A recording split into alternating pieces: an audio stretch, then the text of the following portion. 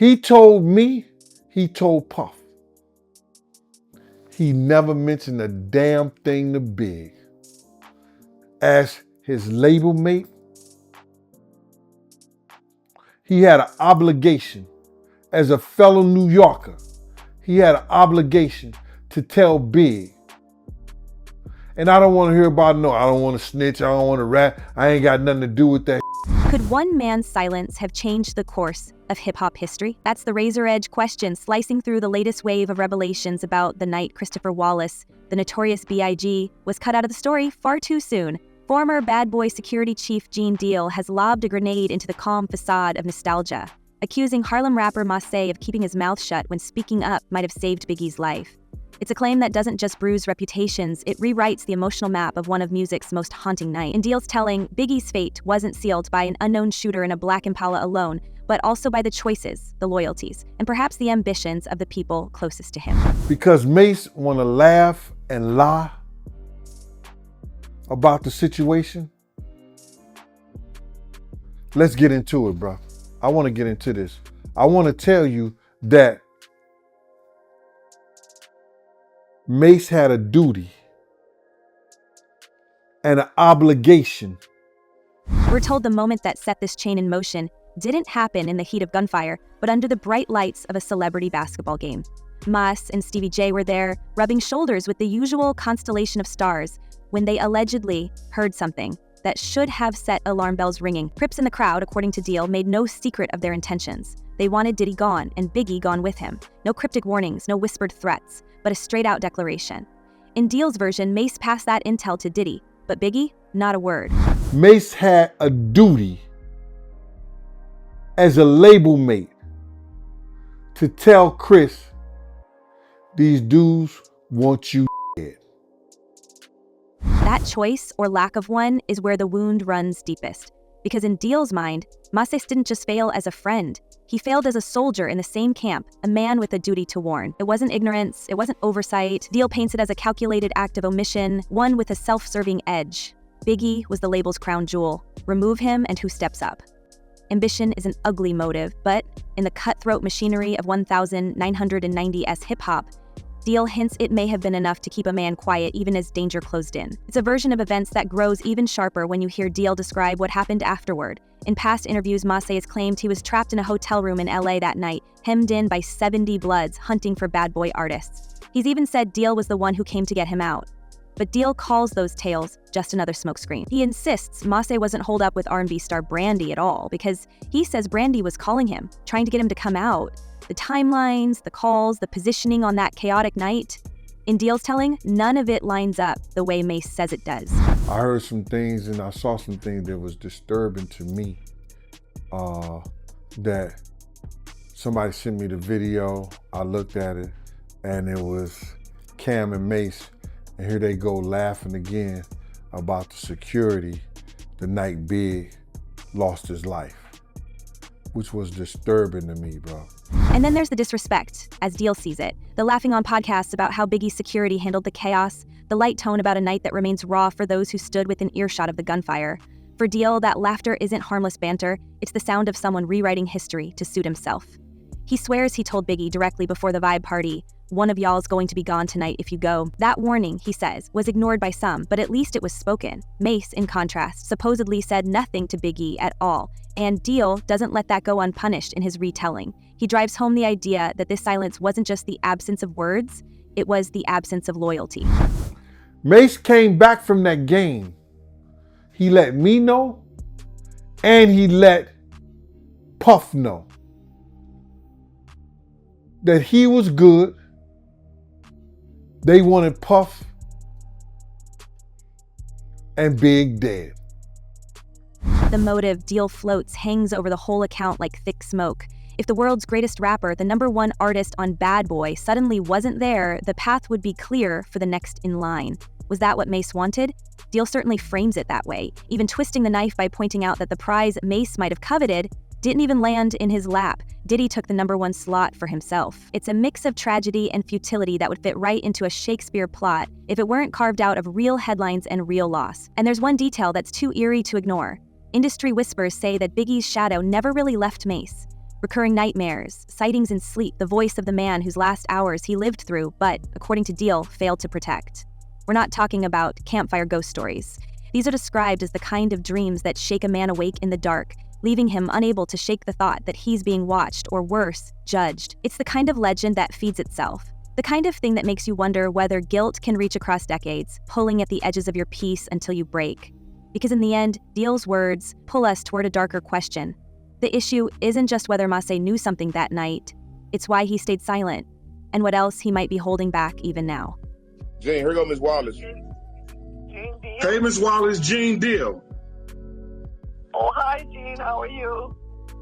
All right, man. You know I ain't seen you since I came to your house and had that conversation with you. How you been? You all right? I've been okay. I've been watching you on Facebook.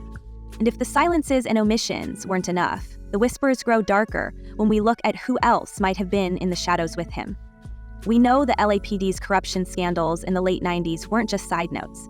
They were deep rot in the heart of the system, touching gang units, high-profile cases, even the security orbiting hip-hop's biggest names. Former officers tied to Suge Knight's orbits, rumors of payoffs, unmonitored visits to inmates arranging hits. This wasn't a world of clean lines and simple motives. And into that picture, some claim, walked Mase. Not as a mastermind, not even as a willing accomplice, but as a piece on the board. Someone who may have been pressed into staying quiet by men who could back their threats with action. If that's true, then his silence wasn't just self-preservation. It could have been the price of his safety, paid in the currency of someone else's life. We've heard versions of this from insiders who hint that the pressure on bad boy artists back then was relentless, coming from both sides of the East Coast-West Coast rift. Imagine being told in no uncertain terms that speaking out could get you pulled into the same fate as the man you might have saved. The fear would be suffocating, the message simple: stay in line, keep your mouth shut, and maybe you get to go home. That's the climate Deal says was in play, a place where gang allegiances and police shields could blur together into one very dangerous network. Whether Mase stumbled into that knowingly or was simply caught in the undertow is the part no one can prove. But in a city where officers owned the same model car as Biggie's shooter, the line between official business and street business wasn't so easy to see. I knew that somebody was going to die that night. Somebody was going to get shot. Long before that fateful night in LA, industry insiders had whispered about a quiet friction between Biggie and Mase, a friction rooted less in open hostility and more in the subtle power games of the mid-90s rap scene. Biggie's reputation as the East Coast lyrical crown jewel was secure, but his personal taste and talent sometimes clashed with the label's strategic moves. Those close to the circle recall how Biggie championed another Harlem rapper, Cameron, seeing him as the true torchbearer of the borough's raw energy. It wasn't an opinion he kept entirely to himself, and in a camp as competitive as Bad Boy, such preferences didn't go unnoticed. Nah, because, when last time I saw him, his eyes were still open. He was just looking up, just looking like. That undercurrent mattered because Bad Boy was a label where cosigns could make or break careers, and Biggie's stamp of approval carried serious weight. For Mase, the perception that Biggie favored Cameron was more than just a professional slight. It was a shadow over his own rise. In an era where every verse and every guest spot was an audition for the next big move, feeling like the boss's chosen one had picked someone else could turn camaraderie into quiet calculation. And when that someone else wasn't even in the room, the tension had nowhere to go but inward. The irony was that Mase and Biggie still worked together, still shared tracks, still smiled in photographs. But beneath the surface was the question of who truly deserved the role of Harlem's flagship. Biggie's endorsement of Cameron was the kind of thing that could linger in Mase's mind during every studio session, every radio freestyle, every chance to prove himself. We have to remember that hip-hop at that moment wasn't just about chart positions. It was about narrative dominance, about being the one name everyone in your city spoke first. Losing that spotlight, even hypothetically, could feel like losing the war. Believe it or not, my son was my best friend. I miss him a lot. This dynamic adds a psychological edge to Gene Deal's accusations.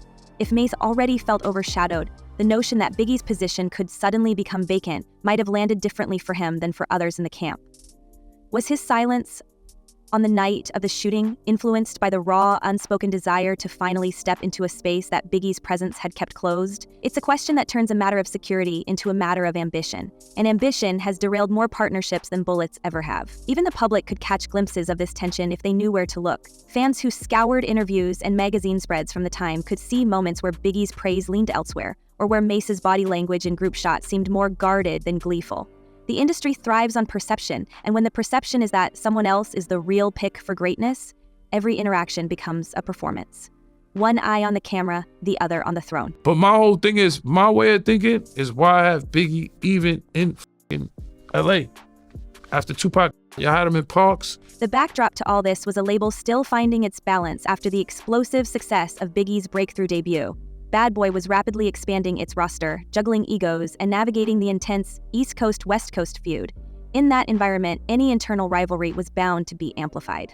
For Mase, every milestone Biggie reached, every deal Biggie closed, wasn't just a celebration for the team. It was a reminder of the gap between them.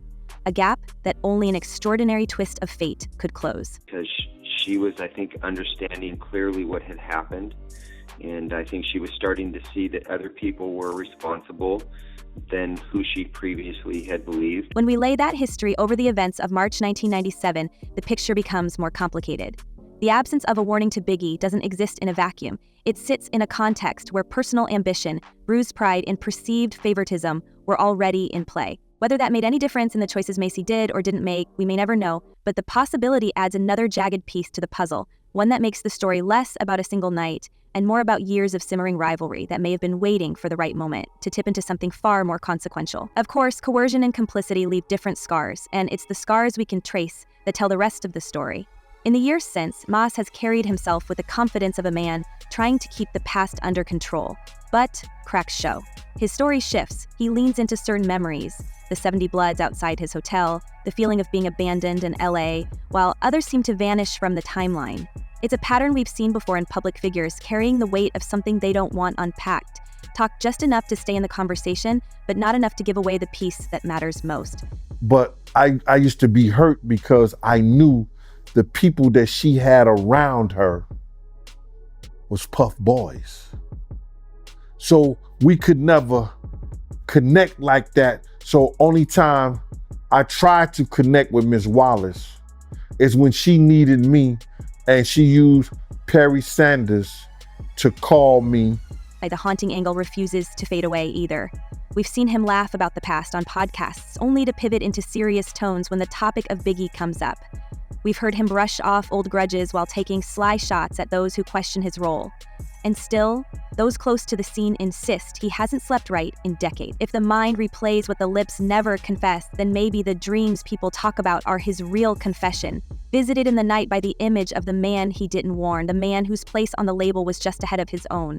That's not something a rebranding tour or a nostalgic reunion show can erase. And the more we examine the bigger picture, the more Mase's piece of it starts to look like one fragment in a sprawling, shadowy puzzle. Biggie's case remains unsolved, but the parallels to Shakur's are hard to ignore. Two young giants of the game, two calculated ambushes in the middle of high-profile events, two official investigations that seemed to lose their urgency just as the trail grew hot. Add in the claims about intermediaries shuttling orders from prison cells, the involvement of figures with badges, and the idea that some of these same names hovered around bad boy artists in that period, and we're staring at a conspiracy with more moving parts than anyone's willing to name out loud. My whole thing is, Big got because he wasn't supposed to be in LA. That's just my opinion. But it was probably some gang shit, right? It's here that we have to ask ourselves, if Mase did withhold the threat against Biggie, was he doing it for himself, for someone else's orders, or because stepping into the open would have made him the next target? The way the stories bend and the timelines tangle, we may never get an answer from him. But the possibility that his truth is tangled with law enforcement dirt and West Coast rivalries gives his silence an entirely different weight. It stops being just a feud between artists and becomes something closer to an operation, one that didn't end at the Peterson Automotive Museum. And that's the real danger. If what Deal claims is even partly true, then we're not looking at a simple grudge or an artist's personal failing. We're looking at a man who may have stood on a pressure point in one of the most dangerous eras hip-hop has ever seen, with forces far bigger than himself deciding which way the story went. That makes him more than a witness. It makes him a gatekeeper to information people have been chasing for 28 years. And gatekeepers have a habit of keeping those gates locked until there's nothing left to lose. Which brings us to the chilling thought. If those gates never open, does that mean the truth about Biggie's last night goes with them? We've heard too many times that certain stories in this world get buried not because no one knows them, but because too many people do. And if Mase is holding even one of the missing pieces, then every interview, every podcast, every quiet night alone is a countdown clock. So we'll leave it with this. If these allegations are true, Mase isn't just a witness. He could be the key to unlocking one of music's greatest mysteries. But will the truth ever come out, or will it fade with those who guard it? Drop your thoughts below, and until next time, stay sharp, stay curious, and keep your ears open.